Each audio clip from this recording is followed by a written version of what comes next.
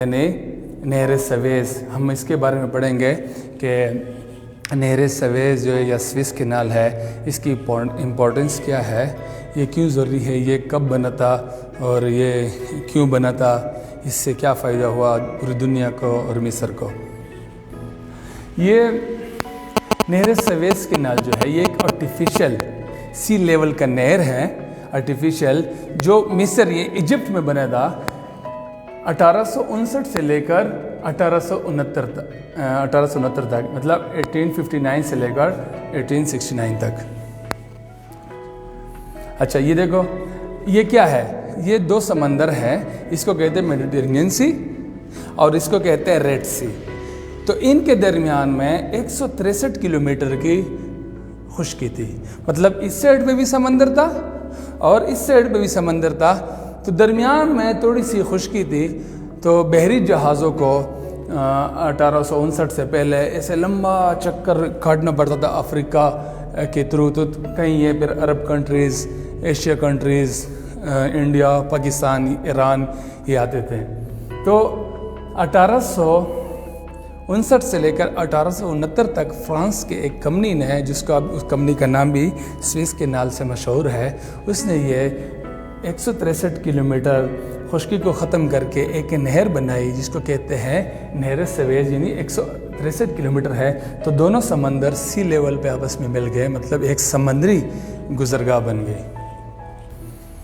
دیکھو یہ کیا ہے، یہ کیا ہے، میڈیٹرینین سی، صاف صاف لکھا ہوا ہے میڈیٹرینین سی، اور یہ کیا ہے، ریڈ سی۔ اس سائڈ پہ دیکھو سعودی عرب ہے، یمن ہے، یہاں پہ ایجپٹ ہے، یہ ایجپٹ کا حصہ ہے، یعنی مصر کا حصہ ہے، اور یہ سوڈان ہے، اس کے ساتھ ایجپٹ کے ساتھ اس سائڈ پہ اسرائیل ہے، اور اوپر یہ دیکھو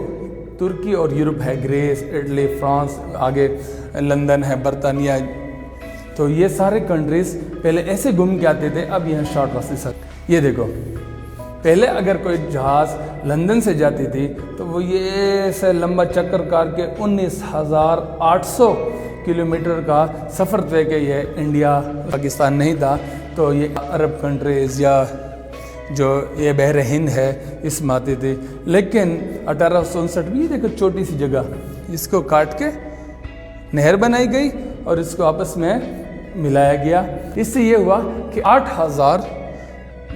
اپروکسیمیٹلی کلومیٹر اس کو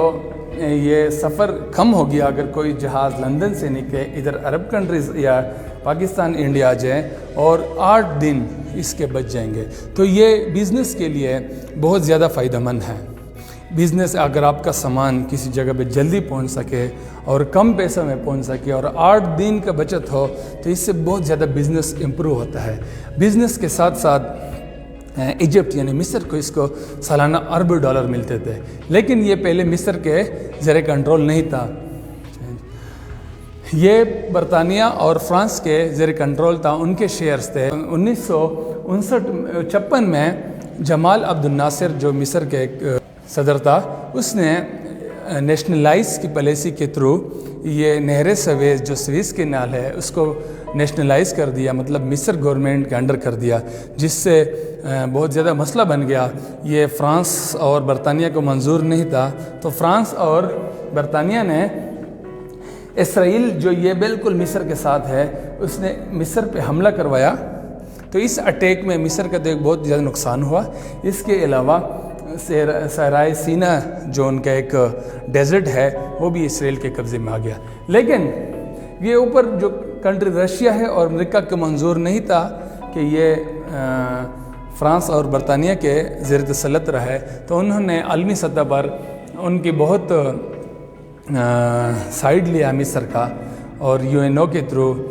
دوبارہ اسرائیل سے آزاد کروایا گیا اور یہ مصر کو دلوایا گیا۔ Thank you.